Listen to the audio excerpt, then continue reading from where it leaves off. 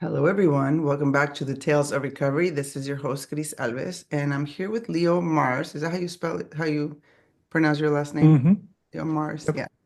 Um, who is an author, he's writing a book, like a writer and entrepreneur. And he reached out to me, Leo reached out to me because you wanted to tell your story about recovery, which is what we do here.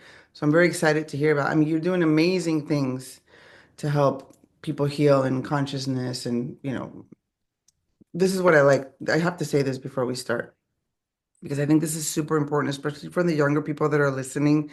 You have to listen to Leo's story because one of the things that he really works on is this is the title of his new book, The New Creator, Rise of the Mindful Artist in the New Meaning Economy.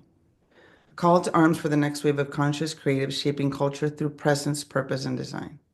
And I really appreciate that because my kids are super creatives, like they're musicians, they're artists. I kind of am, I mean, of course, I'm a musician. And so it's been, and when I read that, I was like, oh, yeah, this dude needs to come and check and talk and share his story. Um, because so many younger kids now, even us older kids, but the young kids are trying really hard to find meaning and how to develop their skills, thinking, well, if I'm not a doctor, if I'm not a lawyer, or whatever the little box of matrix wants to put them in. So I'm excited to hear your story and then to hear about all your offerings and how you got to that. So we can share this to the world and to everybody that's out there kind of wondering, like, I have all these gifts, I have all these things I want to create, but I also have to pay the bills. Yeah. Yeah. So anyway, Great. welcome. That was a long-winded intro. No, it's great. No, and that's actually probably where my most excitement is. That topic itself. Imagine like being your kid's age right now at this time in history. Like incredible. What a phase transition we're in. Sure. Exactly. So many things. I mean, so many intense things and also so many beautiful things. Like, yeah. Mhm. Simply just the access to information and I mean the shift, like you said, in the culture and consciousness and all that. So yeah, I Mhm. cannot imagine being 20 years old right now. Mhm. But let's get to it then, Leo. Let's do it. Yeah, so you were telling me that you were born and raised in Alaska. hmm So you want to tell us about that? I mean, I don't know where you want to start. This is pretty much wherever you Yeah, want. let's do it. Let's do it. Yeah, so born and raised in Alaska, in Southeast Alaska. Um, really beautiful place to grow up. As an adult, it's a little bit small. They're little communities kind of in the middle of nowhere. Mhm. So there's not a lot of culture and art and mind expansion, let's say. Uh-huh. But it was a really cool place to grow up. My parents kind of, I guess, migrated there from the lower 48 when they were just little ones. And yeah, beautiful place. Very, majestic place. Um, Really, some of my favorite parts about having a childhood in kind of the wilderness are some of the experiences, not only like kind of close calls with death, um, but also like interactions with big nature. Like I would say like probably my first what I might call like mystical experience, or maybe even like transcendent or super normal, was with a wild dolphin, which we don't really get up there. You very rarely see them. Um, Solo, just hanging out by itself in the middle of nowhere in Haines, Alaska. I jumped in the water, freezing cold, glacial water, with another friend of mine, and had this incredibly intimate moment with this animal at closest contact. It was on the surface, on its back, and I was literally full Yeah. hug and Wow. eye contact. How old were Really cool. I was 16 when that you? happened. That's great. Yeah. Dude, what an experience. And oh man, yeah. Yeah, that was like for me is like, okay, there is it wasn't quite an I am kind of moment, like a I am you, but there was mutual self-recognition um, passing through our eyes. So we both knew that, wow, we're This here together. That's so cool. So I'm assuming, I mean, nowadays everybody wants their kids to go out in the wilderness and get out of these concrete jungles and out of these Mhm. classrooms and grow and be outside, connect with animals. And you grew up completely in the wild.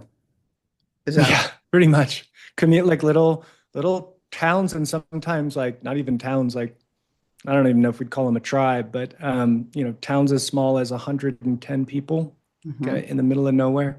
Hmm. Yeah. So that was a great place to grow up. When I was 21, my dad and I got chased by a mama grizzly. That was terrifying, and kind of got me in touch with like, because in a moment like that, the thought wasn't like, you know, this is going to be okay. The thought was like, okay, it's like 90% chance that this is the end right now. Um, so really early on, having opportunities to kind of let go of life in a way and embrace the end. Almost went down in a plane crash with my father and mother. Um, so yeah, that was a really cool bunch of experiences. My first memories were with bears, like literally my very first memories. What Yeah, yeah. what made you move from Alaska? Did you eventually leave or? Yeah, I did. It was, I had been kind of entrepreneurial since I was preteen.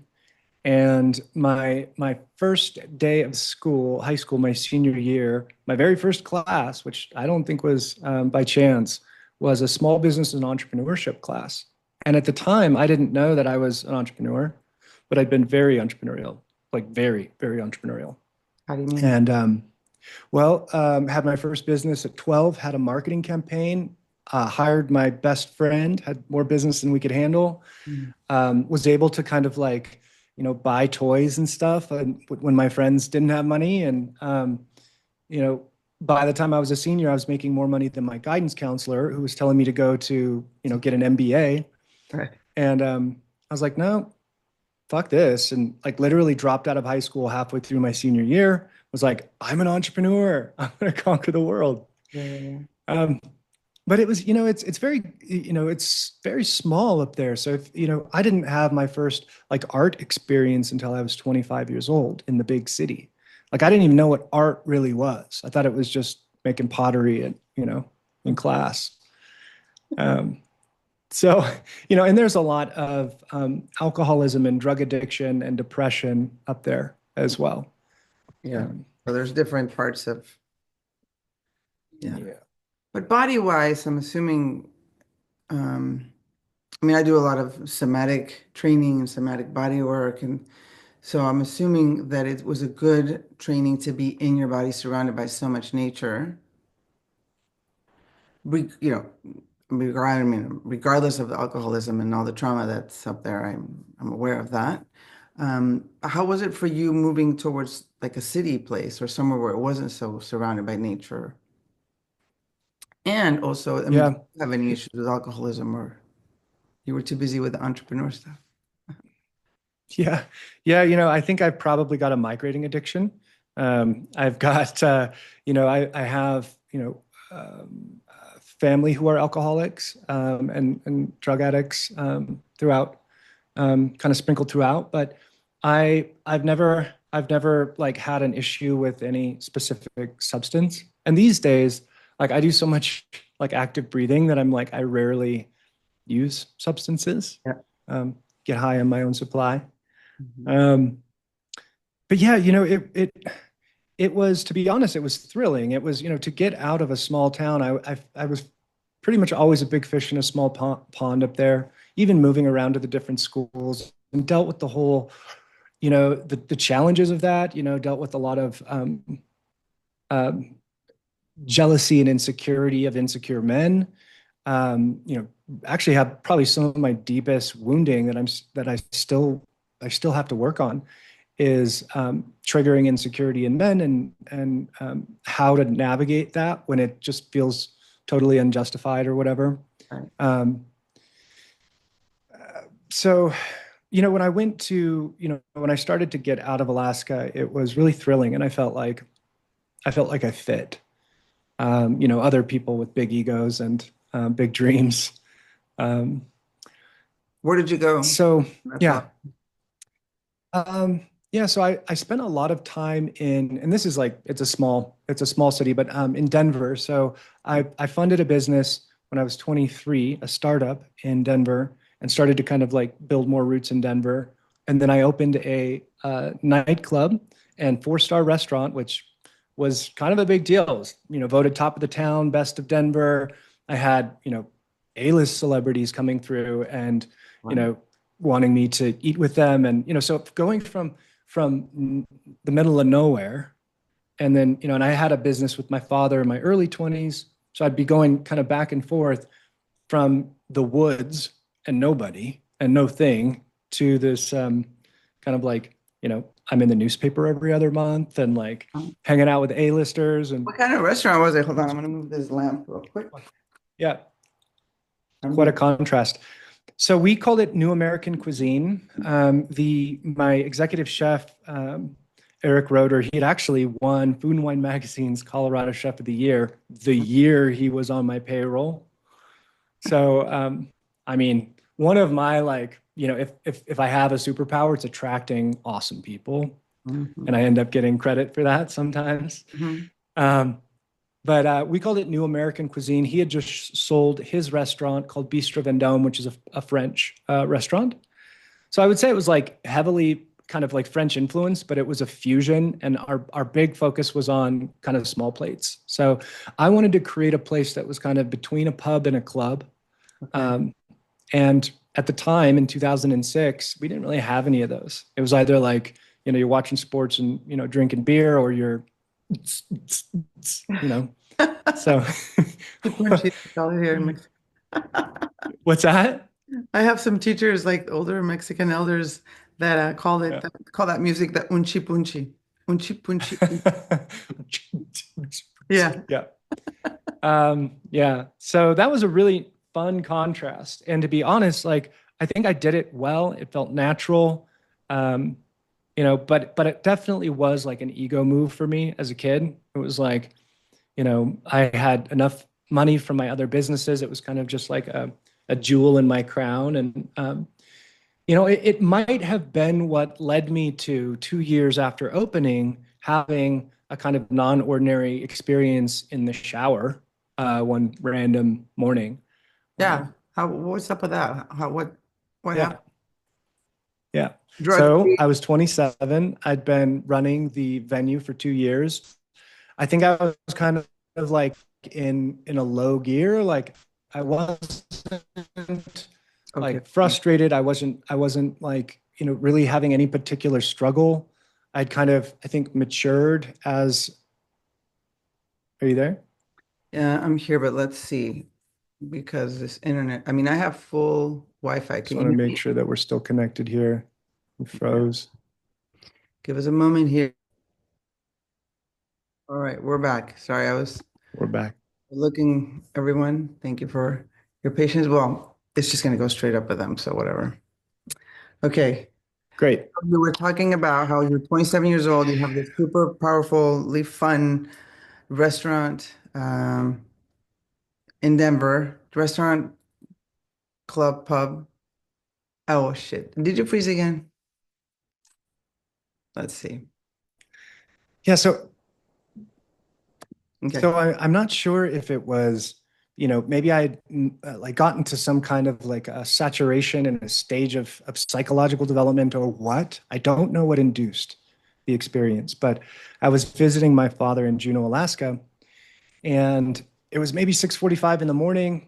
Out of nowhere, I well, when I became aware of what was happening, I was basically pulsing in front of the shower curtain, just like eyes staring through the shower curtain, no thought in my head at all. And I really think that's probably, whether that happened by chance or it was, ordained or whatnot, but there was not a single thought in my head. Yeah. And it felt as though all I had known prior was the bottom of the deepest ocean on earth and had somehow spontaneously just shot up to the surface and taken my first breath of air. Wow. Um, so when I started to become aware, I'm like literally like looking through the shower curtain. I started going, "What is going on here?"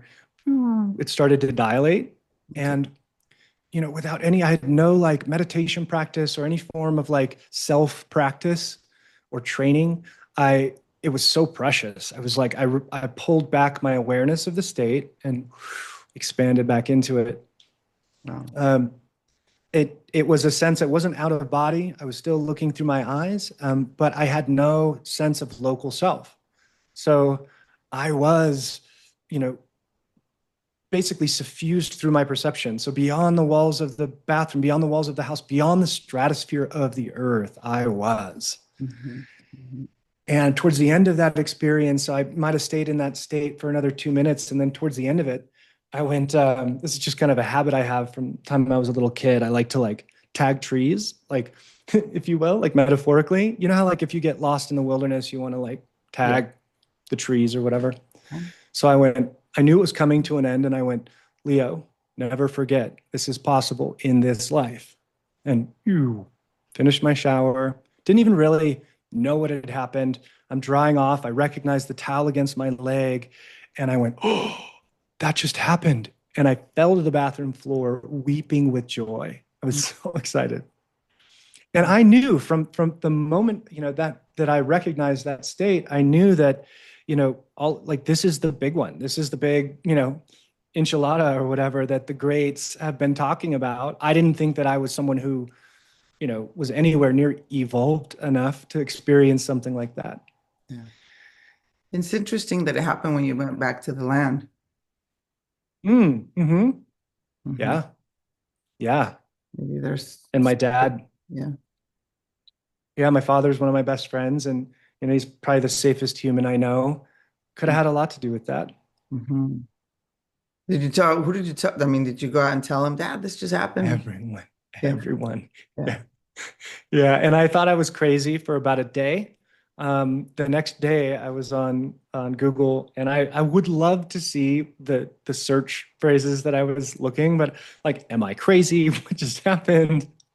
And I found the work of this American philosopher, Ken Wilbur. Are you familiar with integral theory or Ken Wilbur? Yeah. Yeah. I mean, I've Yeah. tried to read a couple of his books. He's very deep, but Hmm. yeah. Hmm. He's in Colorado too, right? He is. Hmm. Yeah. I ended up spending quite a bit of time with him and his assistants and editors and really kind of getting pulled in. In fact, his work has by far been the most influential on my perspective and my work. Okay. Um, So, but I found his states. Go okay. ahead. I was just going to say, like, how did you find him? Google. Okay. Yeah. Good old Google. And, he talks about, as you're familiar with, states and stages. Hmm. And it was way too deep and wide for me at the time. There was no way I was going to get into integral at the time. My brain wasn't ready. But I found the states and stages conception, where he says states are kind of, you can think of them as horizontal. They're kind of ever present. You don't need to, obtain them. They're even more primary than your personality. So Buddha nature, Christ consciousness, Turiya non-duality, bliss, all these different variations. Um, but you'll interpret those states through the stage, which are more vertical. We develop through stages. We can't skip stages. And that just made so much sense to me. So I was like, okay, cool. Like I had this experience, whether or not it was permanent, it was about 2, 3 minutes. Um, and I'm interpreting it through the lens of my stage, which was, holy fuck, what was that? Yeah. Yeah. um, yeah. And then did you And I stay? could see, Go ahead, go ahead.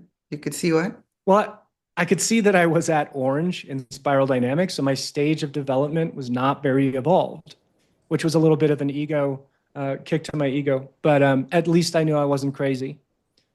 So, Right. And that somebody else had sort of already at least forged the path to understand what had happened and how to develop into it, which is important, right? yeah, Yeah. yeah. Did you go study with him? Like how did you move forward into yeah, developing this or Yeah, integrating it? yeah, yeah. Well, honestly, that experience in the shower triggered basically about a 3 year depression. So I Mm. was then like, okay, if I am, I guess, if I am essentially everything, and um, on some level also nothing, and I'm also something. What the fuck? How am I gonna like? What do I do with all this? And I had a strong allergy that began to develop towards my personality.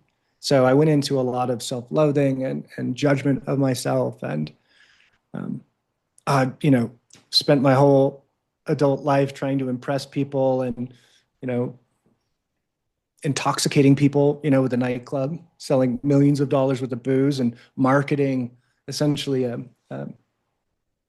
losing of the self instead of a finding of the self. Right. Yeah. Hmm. You didn't know. I didn't know. Yeah. So how did those 3 years, like, tell me about those 3 years. Did you quit the restaurant? Did you keep going? Yeah. So I went, a few days later, I was back in Denver, and it was like maybe a month and a half until St. Patrick's Day. And, all those holidays, St. Patrick's Day is a huge day in the alcohol business, probably one of the, it's second to New Year's generally. Oh, Um, And so what I did was I was like, okay, I didn't know that essentially my modern stage of development was crumbling away, and I was in a process of moving towards a new stage of development. But I mean, I kind of knew, but I started to become concerned about my actions, the environment, the impact of my business. Started shifting into postmodernism, yeah. and I spent the like 6 weeks prior to St. Patrick's Day after returning, greening the venue. So we brought in big composting bins and recycling and bamboo, cocktail, things and sourcing locally. We re-engineered the menu, started sourcing more of our food locally. And I threw a going green party for St. Patrick's Day. And at the time, this was like 2009, it wasn't cool. I didn't know of any other business in Denver that was, making a stand as far as being green. Right. Um, so my staff was kind of like, all right, like, cool, we trust you, but like, whatever, man. I thought it was really cool, but so yeah, I got it really started to feel like I was out of sync with my life. Yeah. This whole ego structure that I'd set up for, to just praise me, I'm awesome. Um, and started thinking about writing a book. I've always been a big reader, and I was like, I'm going to write a book. It'll be called The Evolutionary Life. One of the only qualities, other than the kind of the freedom and in a sense like the emptiness and the allness or the fullness of that state experience in the shower, was this sense of, and honestly, like I've only started to reconnect with this recently, and I think it's actually probably more meaningful than that non-dual I amness. There was this knowing, like I knew that I could just effortlessly on an exhale birth a cosmos. Like just a sense of like total omnipotence, total creative power. Wow. And I think like if you look at my work today, it's all, creativity is fundamental to everything I do, including the breath stuff. Like for me, one of my, I love to kind of, let's say, get high. I think that getting high, and particularly through natural means, or accessing transcendent or supernormal states, is part of the practice of developing a relationship with our spirit self. Yeah. Um, Yeah. yeah, 100%. and Ken often says, or I've heard him say, young people have always gotten wasted to grasp at transcendence. So I now see like consumerism as a transcendent impulse that can be kind of alchemized into evolution and growth.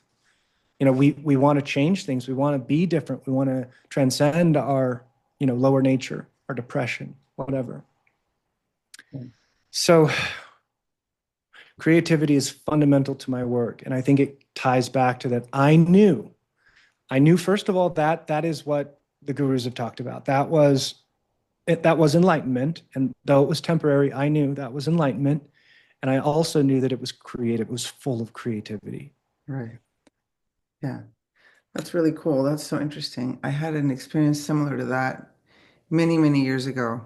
I was just in a Yeah. crisis and I was like, I don't know what to do.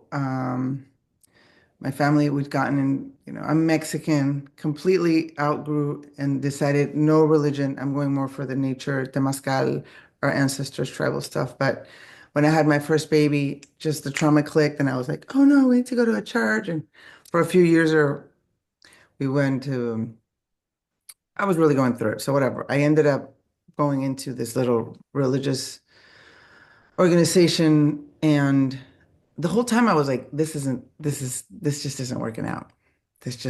I can't believe it. But they were friendly, community, blah, blah, blah. So I decided, okay, I'm just gonna sit 45 minutes in the morning, 45 minutes at night, every night, and really ask and really go in there and see Mm. for this bullshit. Like but in a way, you grow up in these cultures where even though you know that that's ridiculous, in the subconscious, some of it gets a little bit like, Oh, yeah. you're not in that, you're like the spiral dynamics thing, What's that guy's name who really helped me through this process? Oh my God, I forgot his name. Anyway, I'll think about it. But Is he an author or he's an an author, author? yeah, tons of Yeah. books, and he also used to lead a super mega church and then left it and started to talk about consciousness and spiral dynamics. So he was very helpful. Oh, Um, wow. I'll find his name. I'll think about his name. Um, Yeah, he that lives in would LA. fascinate me.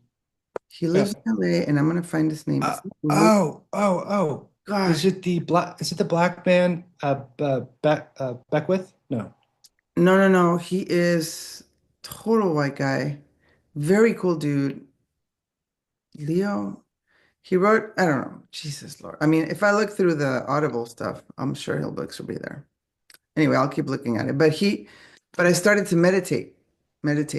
I would just like sit there in the morning and just focus and concentrate. Of course, I did a lot of training and different teachers and this and that, but um, I think I did this for like 8 months every day, just no matter what, 5 in the morning, 6 p.m. And one day I had an experience. I don't remember much of what it was. I just remember because most of what would happen is I'd go into nothingness. I'm in nothing. I am nothing, but I'm everything. And I came up one of those days. And I remember just like I ran in and I told my partner, okay, I get it, dude. I get it.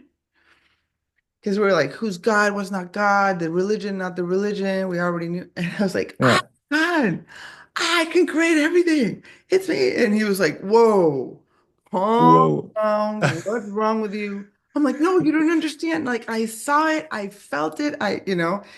And of course I forget about it. And then I have to come back in. But I do remember this experience that it's just, I mean, I'm just saying it also because it's not, maybe for some people it's bigger and wider, like your experience in the shower. Some of us have to meditate for months to get to it, but, or not even to get to it, but to experience it. Because I think we do sort of experience it here and there. We just sometimes aren't very aware of it. Maybe not at that high potency, um, Yeah.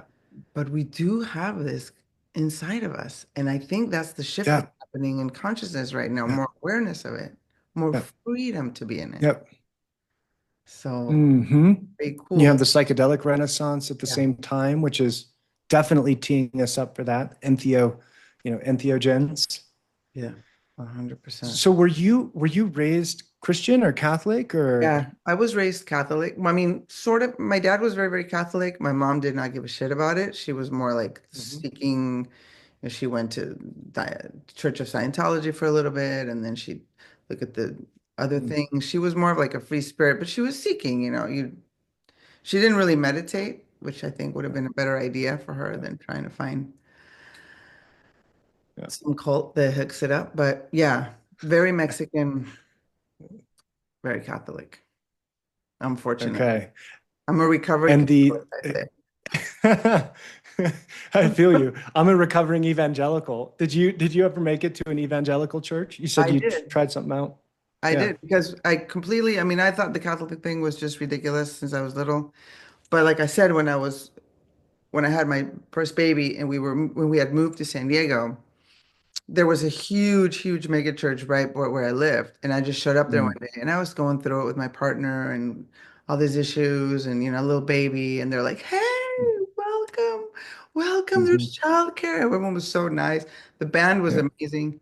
Actually, two of the kids that Yeah. were there are now my really close friends and mentors in psychedelic sitting. They left the church. They are Ryan and Michelle Meeks. They're just amazing people. But Hmm. so yeah, I hit the evangelic, and I remember like, Dad, look, this is like wanting to get his approval. Look, it's like this is kind of like what you want us to do, but in a much more cool space than the Catholic horrible churches that are just, I don't know, to me they're just scary and very, very like low vibes, negative energy. I hate it. I hated the church Hmm. since I was little. And my dad would say, but Yeah. Jesus isn't up there, crucified and suffering. I'm like, because you don't have to suffer anymore. But yes, so I did go to the evangelical for a while and Yeah. got in a lot of trouble from wanting to speak my mind afterwards and Yeah. that they were fundamentalists and that I thought, this is just ridiculous. I mean, it's fun to Yeah. have community, but you guys are taking it over the top with all these rules. And so, yeah, Yeah. got Yeah. kicked out A lot of of there. guilt and shame. Again, Yeah. a lot of Yeah. repression. It's pretty sad, it's just, Yeah.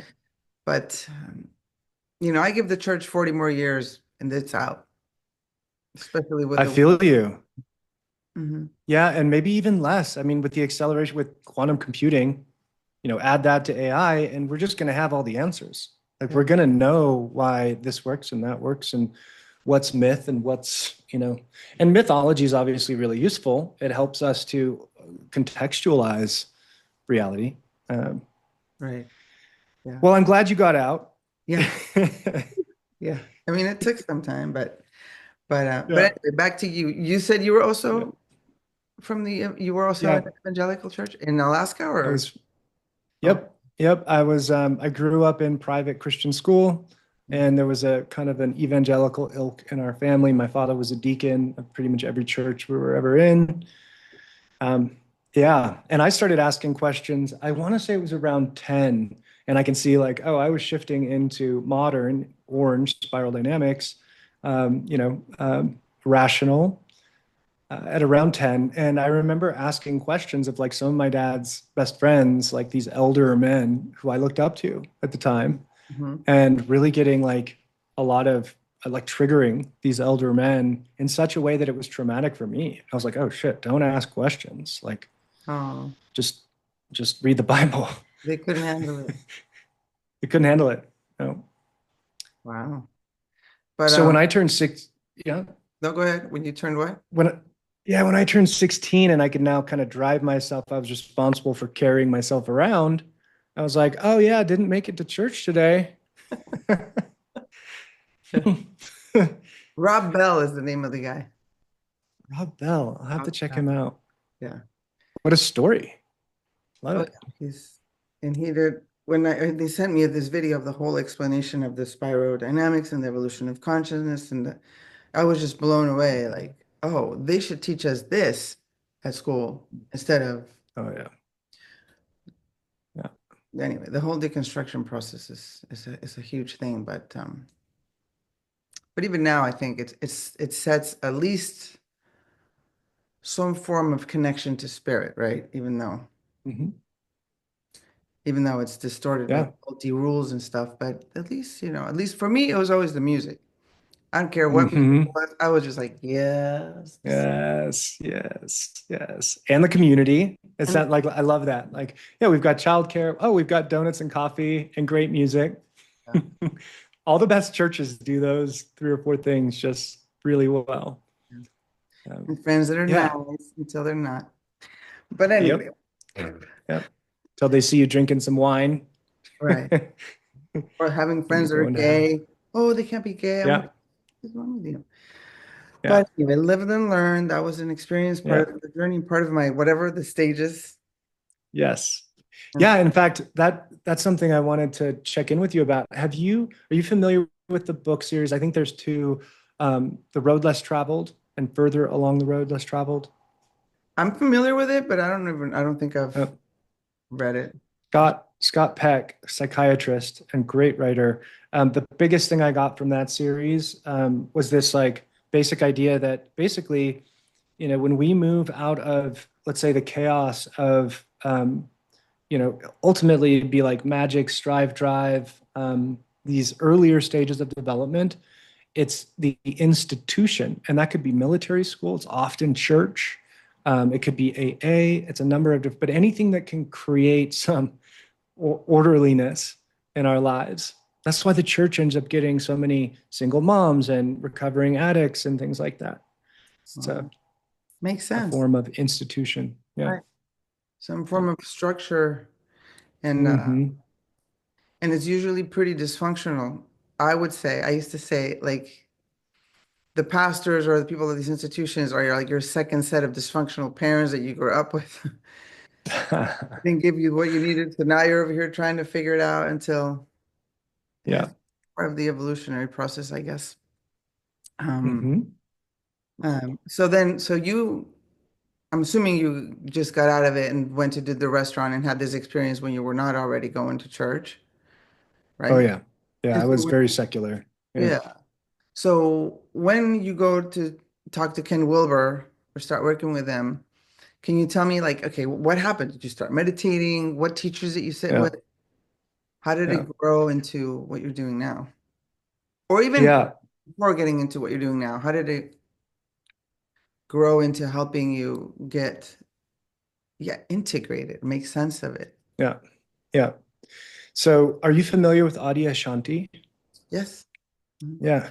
So he has a book called The End of Your World, Straight Talk on the Nature of Enlightenment. And this is actually, I use this metaphor, or I guess it'd be an allegory metaphor, to talk about what that experience in the shower was for me. He says, um, basically, enlightenment is not some beautiful, blissful thing. It's the crumbling away of everything untrue in your life. So that that title, in fact, I pre-ordered that, but I think it's the only book I've ever pre-ordered in my life. I was like, I can't wait for that book to come out.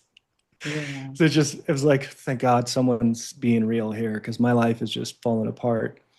Um, yeah, so kind of long story short, I had a kind of a bit of a serendipitous experience where these uh, hotelier restaurateurs out of New York, father and son, literally just called me up out of nowhere. And they were like, we visit your venue and we come to Denver and we want to talk to you about buying it. So I was like, good timing. I didn't tell them that, but I was like, sure, let's chat. And I had a couple of like smaller partners in on the venue, and they ended up kind of swooping in and buying me out. So they essentially blocked that sale and came in and bought me out. I bought a one-way ticket to Buenos Aires and spent several months in South and Central America, writing, reading a lot of Joe Dispenza and Ken Wilbur, and um, went back home to Alaska, was gonna like rented this beautiful little cabin out at the end of the road, 100 meters from the ocean, nobody anywhere, and sat down to write and wrote over 100 pages. But I had no idea how difficult writing was and how much I would need to train to do it well. So wrote over 100 pages of what I thought was just crap and realized I need more life experience. I was kind of just recapitulating things I'd read in other books. So I want to say it was probably a year and a half after experiencing that shower thing. I heard Ken talk about, he was saying this institute, this school out of Canada, and it was a coaching school. They have developed the most rigorous and basically high quality application of integral theory I've seen. And it was like, okay, cool, I'm applying. Like I wanted to know, I got very interested in the origins of mankind and what separated us from the animal kingdom, and very interested in language and symbolism and semiotics and symbolic thought, consciousness. I knew that if, you know, any other approach than addressing consciousness is just rearranging the deck chairs on the Titanic. I knew that, you think about like any physical system, economies and societies and, planets and all the things, ecosystems. It's the nucleus, and it's the individual and collective nucleuses of those systems that essentially dictate the use of resources of that system, and over time evolves the topography and the physical landscape. So I was just like, consciousness is where the move is. If there's something, and at the time, the Gulf of Mexico was just, when I was thinking this way, the Gulf of Mexico had that big hole in it and was just like oil coming out. It was like, I think Obama, and there was a financial crisis, and it was just like, oh my gosh, the world is falling apart.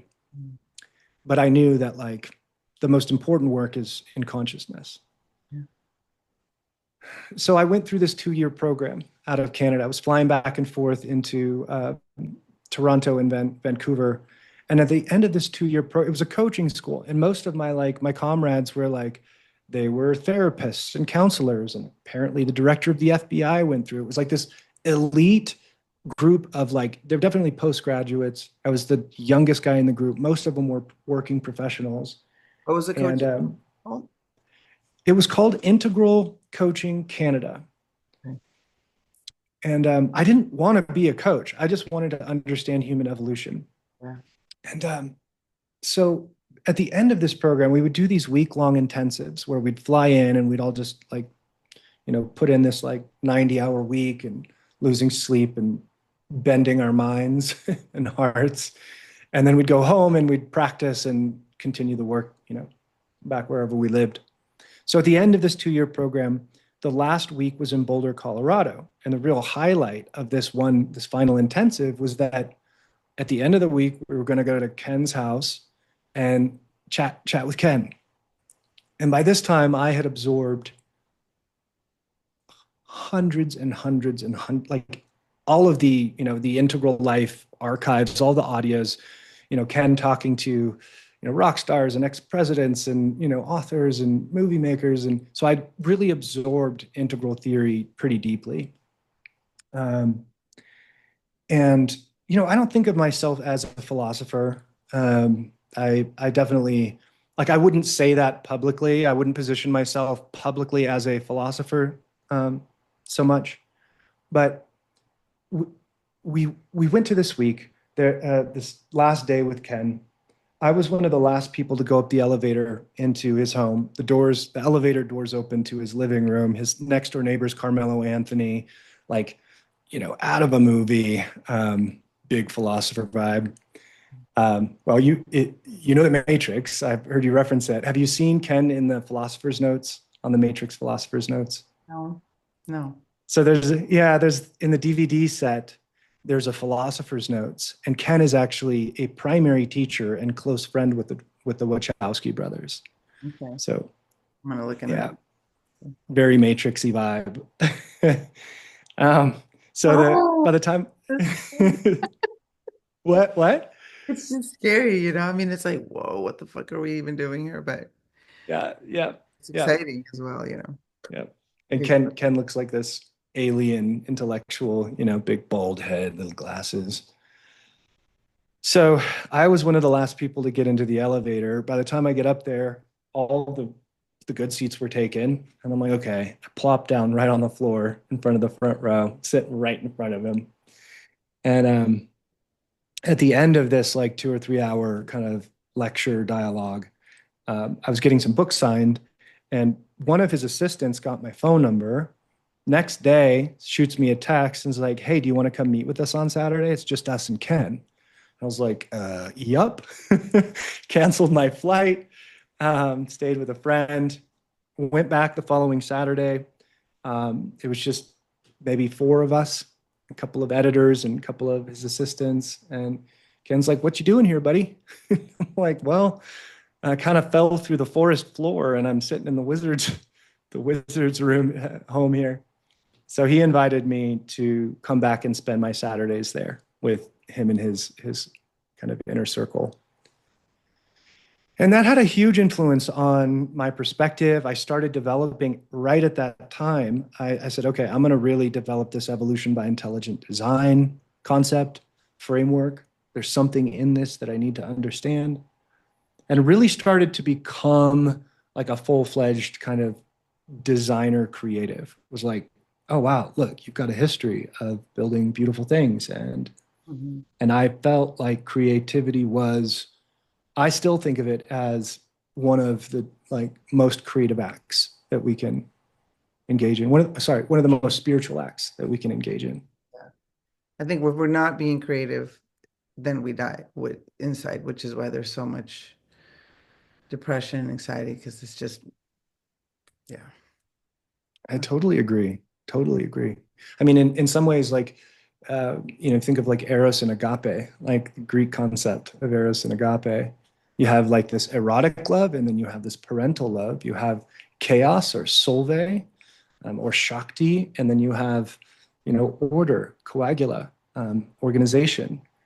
Um, and creativity is that, it's one of the ways that we express that Eros. Yeah. Yeah, so this is a long winding path.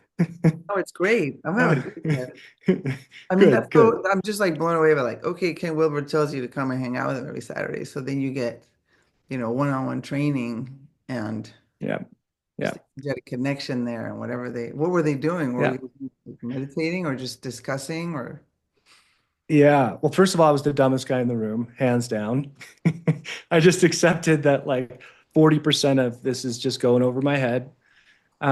I think I was the only person during that time frame that wasn't on payroll.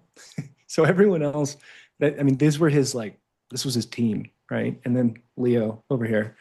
Um, um, Yeah, good for Ken. yeah. So what's that? I mean, good for Ken and the team to bring you in, right? We got to bring people in. Yeah, yeah. And they're known to occasionally do that. It is still a pretty small group, but um, yeah. So it was quite like he would often have prepared a like anywhere from a 45-minute to a 2.5 hour talk, and it would be recorded. We'd be sitting there, and it would be recorded, and then it would be published to the Integral Life platform and Integral Institute, and all the Integral cult followers would listen to that in the weeks to come. But oftentimes there was always a lot of inside business going on and partnerships and discussions, with his assistants and editors. Sometimes, in one of my favorite parts, he would read from his journals to us. And if you've ever read Grace and Grit, which I've only read portions of it, it's basically his struggle. It was him and his ex-wife's past wife. She died of cancer. Their journals, and so it was like their journal entries and the story of him and Treya. Um, uh, and so, if you'd ever read Ken's journal writing, like he has this like very interesting style in his personal entries that are like equal parts like cosmic and philosophical as they are almost kind of like koans. Like they'll lead you into these kind of transcendent states. So he'd almost like lull you with the poetry of his own inner thoughts into these kind of transcendent states. Right. So Yeah. that's probably one of my favorite parts of that time. Oh, that sounds so fun. And it was, oh gosh, yeah. I mean, there were times when I would leave there. At the time, I had a small motorcycle, and I have a couple of memories where I would leave, and I'd be like just driving down the road. I'd been like cruising for like 10 or 15 minutes, and I'm like, where am I going? It's like literally like pinch me. Like this is one of the great philosophers of the 20th century. I just spent 3 hours with. Mm. Um, Well, yeah. what happened after that? Like you stayed there, how long did you keep meeting with them? So I was there for about a year and a half, and I'm still very close to the inner sanctum there. Mhm. But it was time for me to move on. I first recognized I had saturated myself with integral when I started falling asleep. Like if you're sitting there like, no, dude, like that's not okay. Like respect, man. So I needed to move on, and I was always very, that lineage is so intellectual and it's beautiful. But I was always like, okay, guys, cool. Like you're all getting paid by Ken. Like I need to make money with this. Like Yeah, what am I right. what am I going to do with this? so that really led me to, applying integral in design and creativity and entrepreneurship. So pretty much everything from that point forward has been, in my eyes, kind of a form of sacred commerce. Um, yeah. How did you, is that, because I know you started one of the breath, did you, how far is this experience with Ken Wilbur from your breath work? Um, I think it's a That would breath have been up in Venice, yeah? Breathwork Studio. Yeah. Yep. That was the word. Um, yeah, we had to close that due to COVID. I held on for like 6 months. I think we all thought it was just an extended vacation. But I opened that about 8 years later. Um, yeah, yeah. So what was going on in between? Well, in between, I was I was kind of like leaned in. So there were 4.5 years there where I was dating a professional oil painter who was also a yogi and deep into philosophy and art. So we were pretty much, for 4.5 years there, it was like yoga, philosophy, art, and love. Um, and that was prior to opening the studio. I kind of like I thought I'm going to for me it was just kind of low hanging fruit. It was like one of my best friends makes fun of me. There's a scene in one of the um, I forget the actor's names. He's a comedian. He actually lives in Venice. The guy off of Hangover, the really goofy guy, has his own show with the plants. Oh yeah, with the beard. Is that Uh Kawaki? huh. His name is? He's a Yeah. pretty good actor. Yeah. Is He's that? great. I don't know. Yeah, Yeah, Galifianakis. something like I that. think so. Yeah. I So he like. actually lives in Venice, but there's a scene from a movie that one of my best friends used to make fun of me about. Where he's like, t-shirts and hats, man. He was like, he was high in a van and he had t-shirts and hats. So I thought, okay, like graphic clothing and fashion, I'll start to apply, like basically put like almost like koans and like, like subliminal messaging in clothing. And so I had a couple of different kind of like small boutique clothing lines early on in that 8 year period. And I would say like I'm good at that, and I did well. Like I would do like the yoga festival circuits, and those lines did very well in the yoga space. And in 2015, I made one of these necklaces. I don't have one on me right now, but it's called the Stella Eterna. I made this crystal necklace and pretty much just made it for myself. I carved the wax, found a metalsmith. I was like, I gotta have this. And had just moved to Venice. I was just starting to make friends. And this new friend of mine who is this really awesome photographer, kind of far out mystical guy, I saw him at a cafe. The first day I was wearing it. And he goes, dude, that is fire. And I was like, yeah. I pulled it off my neck and I put it on his. And he was just like, are you kidding me? And it was. It's like still to this day, like I don't see that I designed this or it's my creation. It was channeled through me or whatever. But then, like several days later, one of these store owners had seen it and was like, do you make that necklace? And I was like, yeah. And at the time, I was just kind of like, I had given up like making money to a large extent. It was just like, I want to be on purpose first, and make money as a result of being on purpose. So I was like, yeah.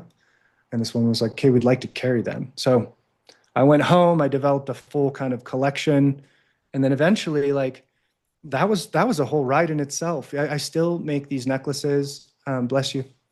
Um, but it kind of took off without really any of my own effort or pushing. They ended up, you know, um, They're kind of very, going all over the world. they're Um, beautiful. I've seen your Instagram on it. They're very cool. yeah, Mhm. yeah. Been on the red carpet 3 times. What's wild is that it triggers something. It triggers a knowing when people see this. It's not only, that location, the stellated octahedron or the Merkaba in the center of the body, bringing heaven and earth together, the Anahata chakra, but it's also that it's this like, crystal is like such a cosmic thing, you get just lost looking into a crystal, right? Uh, So that was a lot of my energy for several years. We I made a lot of those things. Um, and for me, it felt like this is the good work. There's a subliminal expression here. And to this day, I see it as being an expression in the form of an accessory of the perennial philosophy. Have you heard of that? The perennial that was philosophy? Oh man, this is so cool. So I've heard Ken talk about it off and on over the years, but perennials returning, um, returns and returns and returns as opposed to annual. So the perennial philosophy is the notion that essentially there's a universal fabric of reality. There's ultimately like a fundamental uh, reality, and we interpret it through all of our different lenses, through our myths and our allegories. But ultimately, we're all pointing at the same. direction. Yeah. Yeah.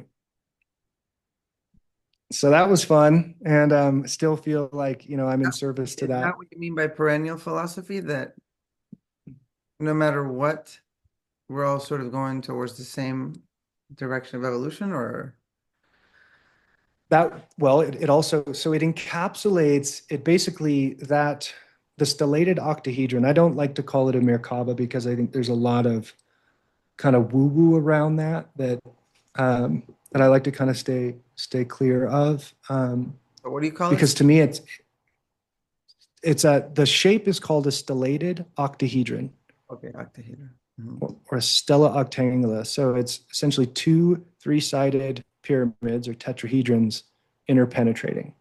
Right. Essentially, it's the same symbol as the yin yang, the enso, the hunab ku, even the cross. Um, so it symbolizes this fundamental reality that's expressed through all of the wisdom traditions, really. Mhm. Mhm. Um, yeah. So, gosh, we're really doing the whole wind around here. It's okay. I mean, I'm having fun. Yeah. It's Yeah. Good. interesting, to talk about these things. Not everybody wants to talk about these things. Um, yeah. Some Hmm. people telling me you're just going into complicated deepness shit. I'm like, no, this is fun. We're just, you know. Yeah.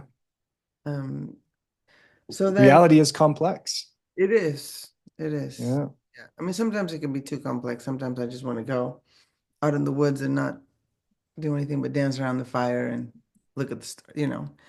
But Love that.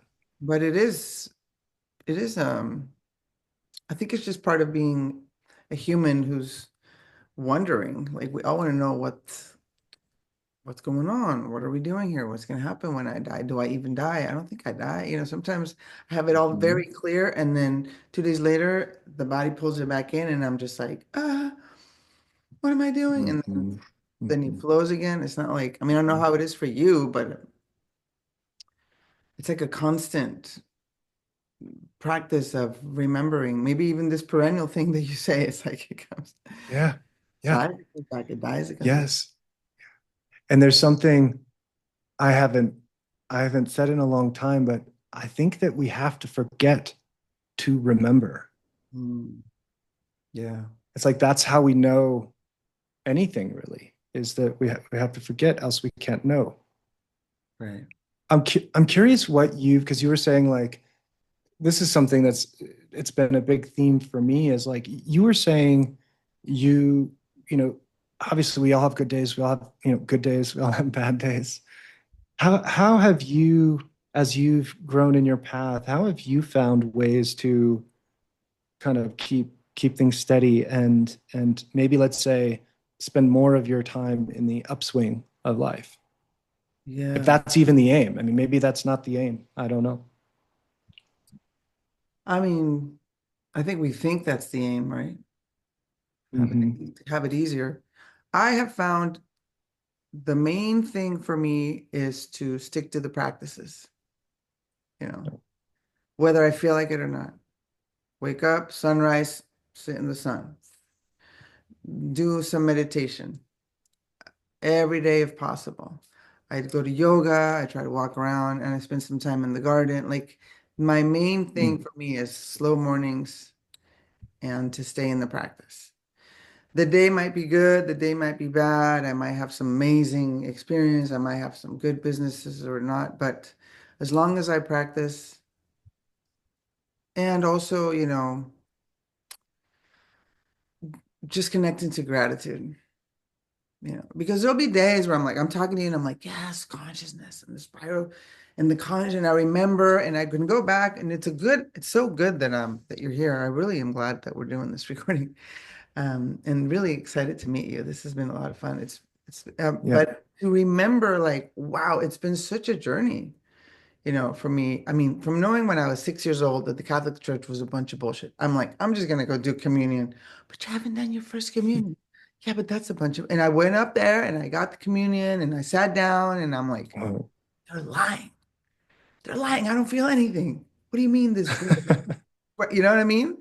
From knowing at a really young age and then having very tumultuous and rock and roll high school college, and then getting sober and then meditating for years and then falling back into the church as soon as I had my baby because boom, something just pulled me back.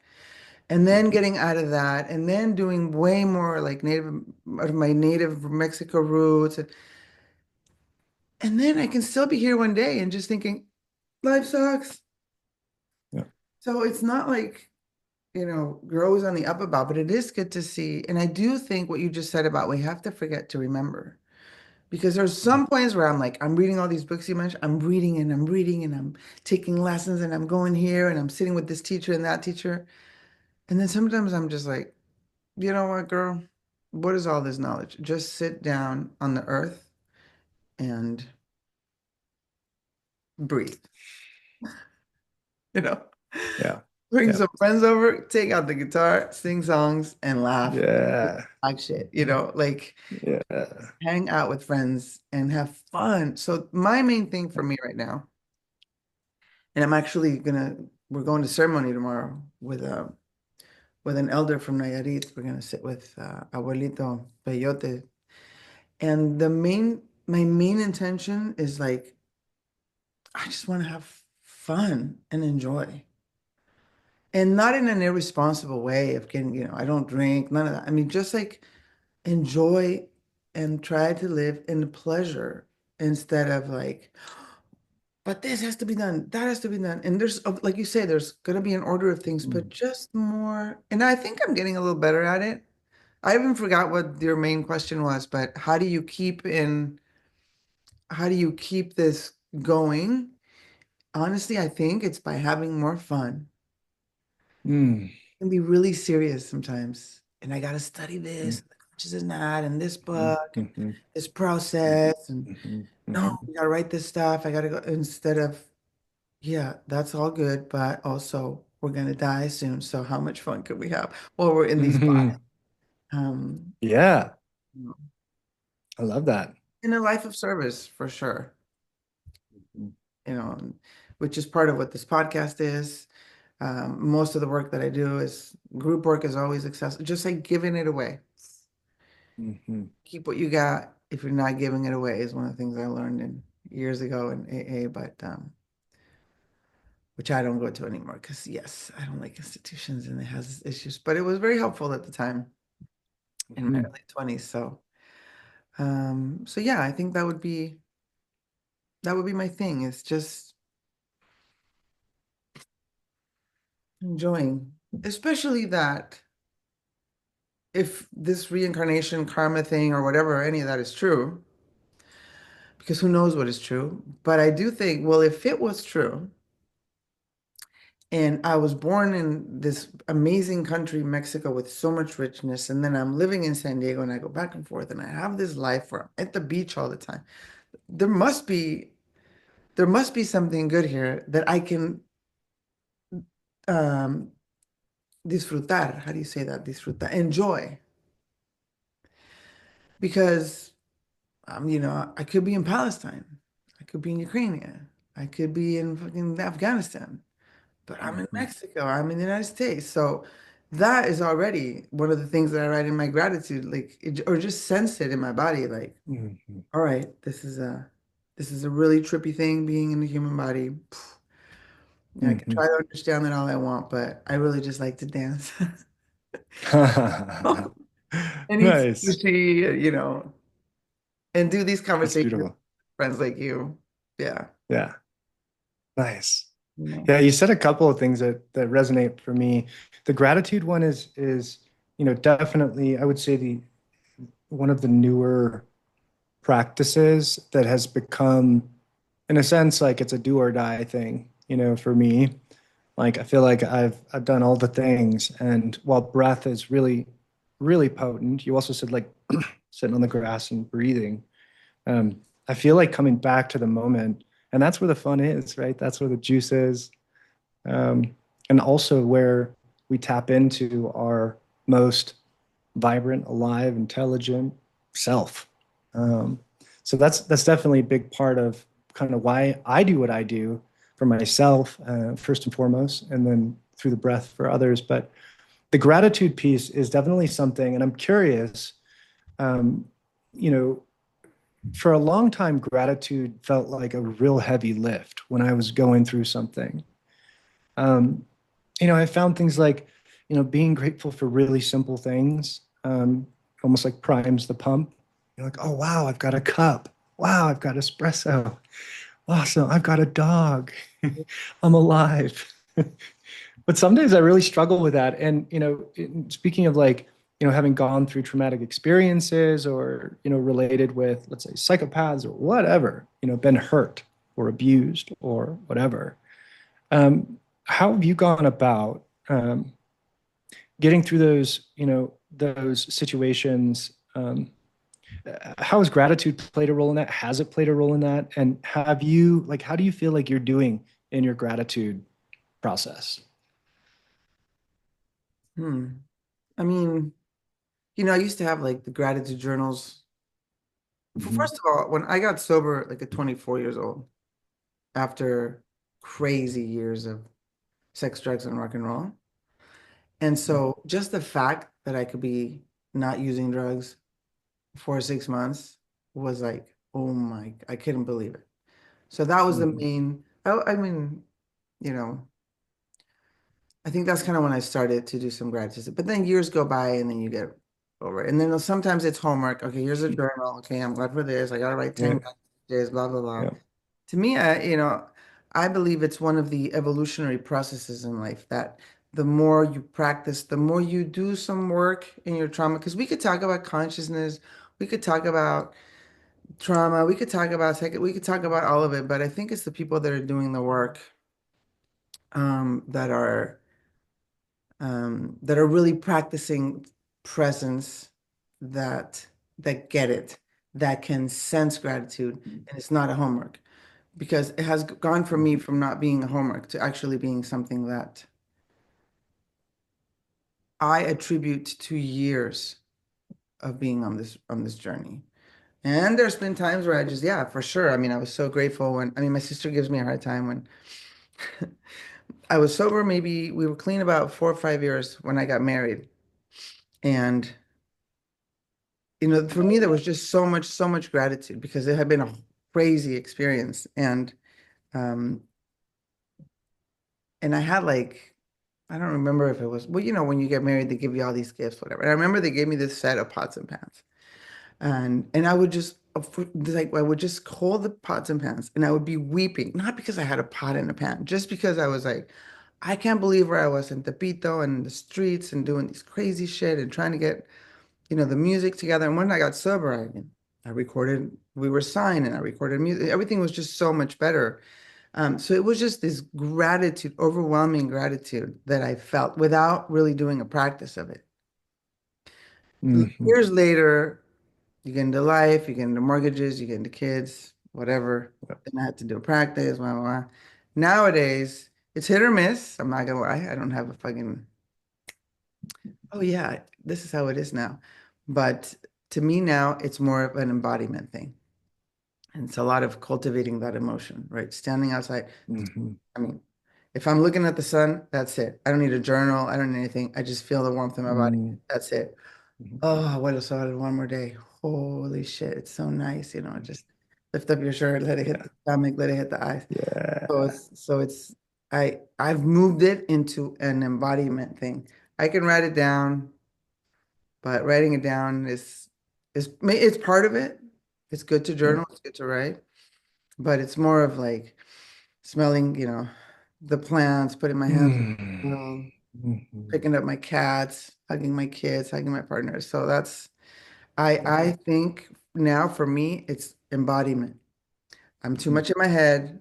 I love talking about this stuff. I love reading, but mhm, we're in the body. So the gratitude part has been for me to develop this felt sense of it.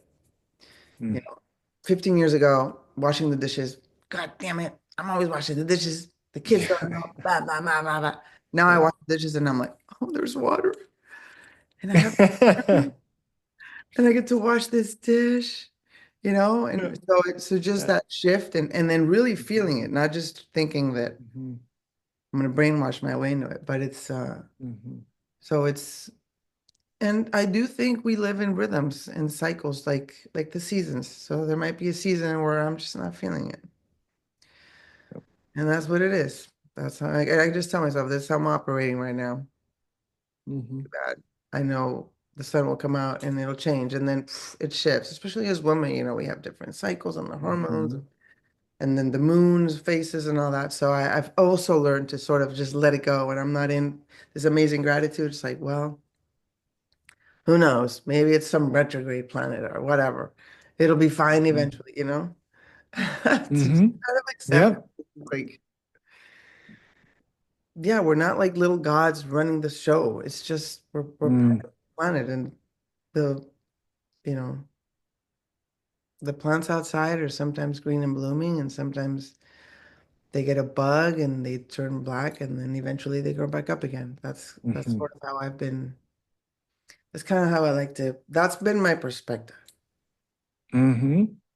That Yeah, resonates. And I feel like, gratitude also kind of flips the suffering, the resistance to what is a little bit back on itself. It like somehow it's an antidote to the mental suffering that we add to the struggle of life.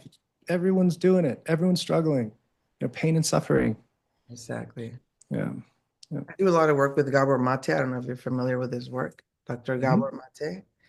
And I'm in his school. I've been for years. And so, and one of the things he always says is like, when people are upset or sad, so what? So what? And it's just like those two words of like, yeah, so what? Instead of like, well, I had to turn it around and the suffering is, no, I'm not going to suffer Mhm. incessantly or not necessarily. But if things aren't going that great today, Mhm. so what?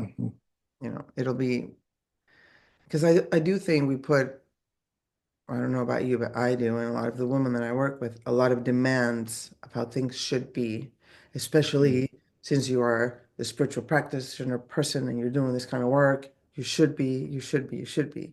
Mm. You know, really? Like, who's benefiting from that? Yeah, Yeah. I feel that. Yeah. So you doing breath work now? Is that what are tell us about your offerings or how do you? Yeah, so with the breathing, I just saw so many lives change through the studio. Literally checked in thousands of people come to the front during, before a session and, you know, the weight of the world is on their shoulders and they, leave with a sparkle in their eye. And so I really fell in love with and developed a faith in the breath.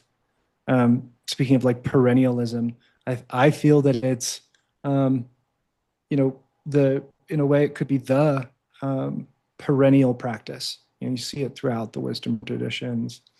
Um, And so yeah, so I yeah. you don't need anything but your body to do it, right? Yeah, yeah, yeah, yeah. And it's like, I mean, that's another conversation. But yeah, not only is it like, does it actually shift our physiology and induce neuroendocrine cascades that can, shift our state and help us move through life, but it also literally connects us to each other. It's kind of like the water that we swim in. So yeah, I got really into the breath. Been into the breath for 7 or 8 years now. I'm building an app. It's live in its beta version. Um, and if people wanted to check that out, there's a 7-day trial. They can check that out. And that's breath with music, yeah? I think I read. Yep. Yeah. Yep. It's very like intentionally designed sequences and sonic architecture that I actually am producing. So I'm another another skill in the toolkit. But Hmm. I was always, go ahead. So you're also a musician? Well, yeah, I mean, dabbled my whole life, played the guitar and had a drum set and played in bands, wrote music. Um, but it wasn't, this is actually my second breathing app. Um, but it wasn't until really the needing to develop breath content that was at a higher level than what I could, kind of like forced me back into musicianship or music production. So it's a very they're like custom designed sequences with music that's very intentionally designed. And so that's Ether. It's ETHR. It's my favorite of the breath sequences I have found and developed over 7 years of practicing. How But did really, you get all to of it? that.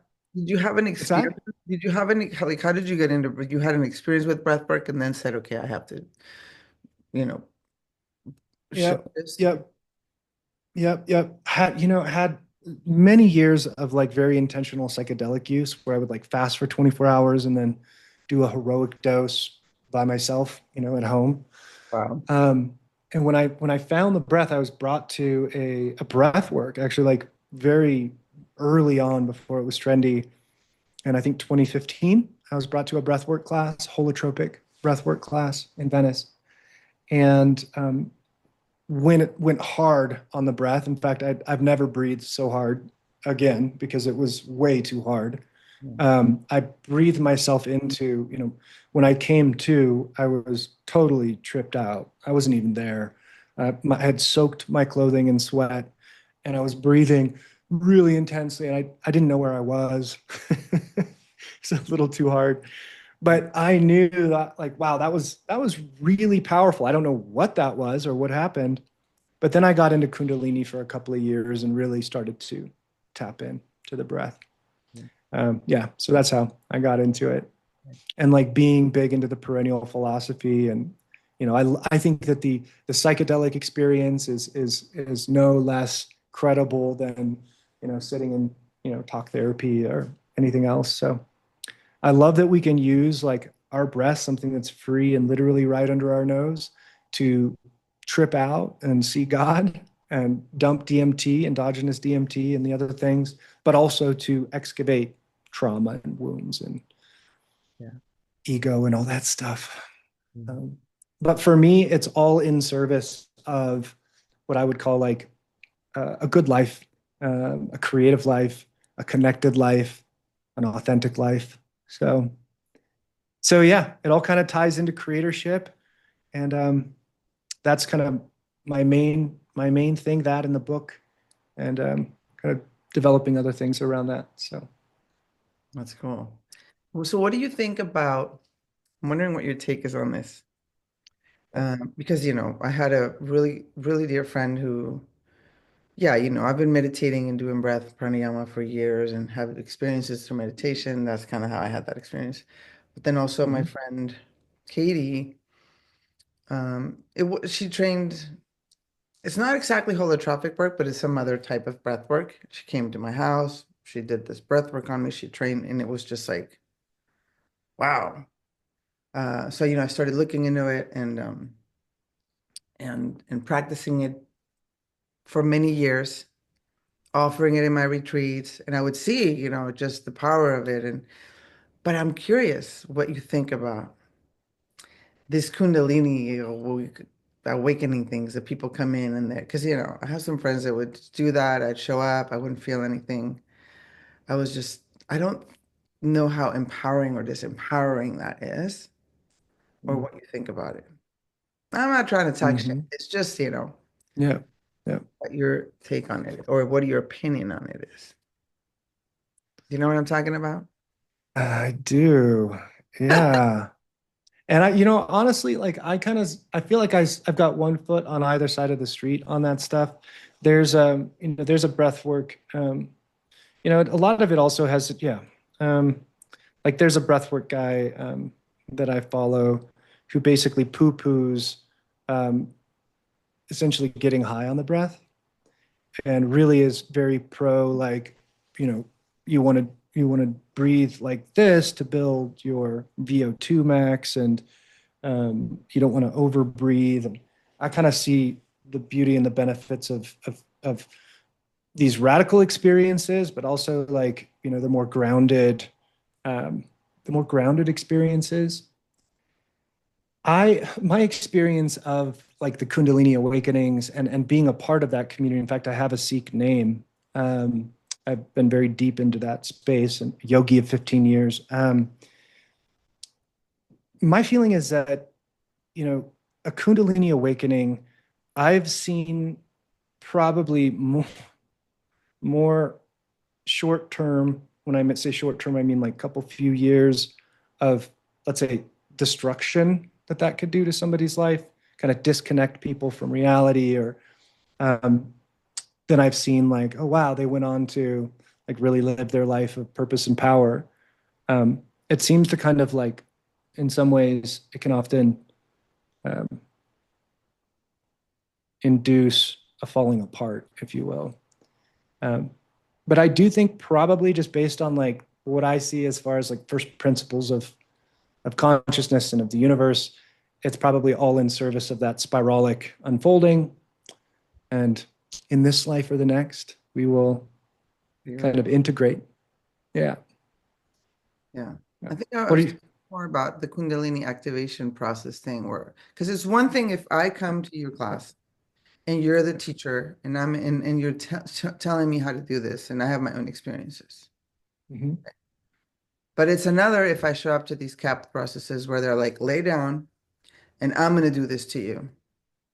And then they Mhm. start doing this stuff. And then, the Yeah. susceptible people start moving. And I mean susceptible, maybe because I Mhm. haven't experienced it that way. I mean, I've had other Mhm. energetic teachers where I've had very profound experiences of how in the hell did this just happen. Like Sasha Cobra, and I don't know if you're familiar with her work. Um, but anyway, it's in a different context than I'm gonna be here to liberate you and do these things for you. I just I don't know. You know what I'm saying? Yeah, I'm picking up what you're laying down. Yeah, I think like the idea, like certainly guru culture is dying. I think, probably far before religion will die, but it's definitely a dying breed. And like the Shakti pod and that stuff. My experience of, any time I've had somebody who comes in and says, I'm going to give you a Shakti pod or I'm going to do something for you, I feel like my experience has been there's a lot of ego in that. And I think it's maybe part of those lineages. It's the idea like, I've got it now. I'm going to give it to you. Um, yeah. So I don't really know how I feel about all that stuff. These days, it's like inside me, I'm the source. Am I here? Yeah, Um, yeah. yeah, yeah. Well, okay. So Okay. yeah, I was just curious, what your take is on that. Yeah. Um, all right. So thank you so much for hopping on here. I'm gonna be putting all of these. I think this has been a great conversation, and I've had so much Me fun. too. Excited. Yeah. So we're gonna look for Thank you, Greece. your book. I'm gonna post everything, all of your links on here so people can check out the app. I'm gonna check out the app. Um, and then I mean there's so many things. You're gonna have to come back. There's the flow drops or the maybe future thing. I mean, Yeah. what are the flow Yeah. drops? Flow drops are going to market in about 4 weeks. This is actually my second CPG as well in the breath space. Essentially, it's eventually we'll get kind of all the certifications for dietary supplement, but it's basically a very potent sublingual herbal. It's all natural drops that you put in your mouth, and it definitely opens your airways up and tastes delicious and opens you up and gets you ready for whatever you're doing. Um, Really mostly kind of directed at self-care practices, breath work, yoga, cold plunges, athletics, hiking. So Nice. Right. yeah, Self-care is the way. So self-care is absolutely. everything. But yeah. Well, thank you so much. I don't know if there's Indeed. anything else that you want to share before we. Thank you, Grease. I would say like if anyone's interested in the topic of the new creator and that book, um, there is the link that you'll drop in there, my main website. You can every Saturday I email bits and pieces of the book before it's released. So I've got a pretty active subscriber base over there and try and share lots of gold. Nice. So Yeah. Thank you. I'll put all the links up in here. And you're in nice. Mexico City, so there's a really cool community down there. Some of my friends, I'll have to hook you guys up. Please do. Dancing and parties but I mean Please do. parties. But they're two of my best friends in Mexico City are the my one of my most profound teachers about Greece. You also need to have fun and Yes. and enjoy and pleasure, not just so serious Yes. and focus on okay. So Wow, that's so true. Well, if you ever come through here also, please, like I'm a new friend, so please hit me up. well, I'm in well, La Condesa at the moment, just oh, by great. Parque Mexico. One of the best ones. Yeah, for sure. Yeah. Yeah. Thank you everyone Thank for you, Grease. Tales of Recovery, and we'll see you guys next time.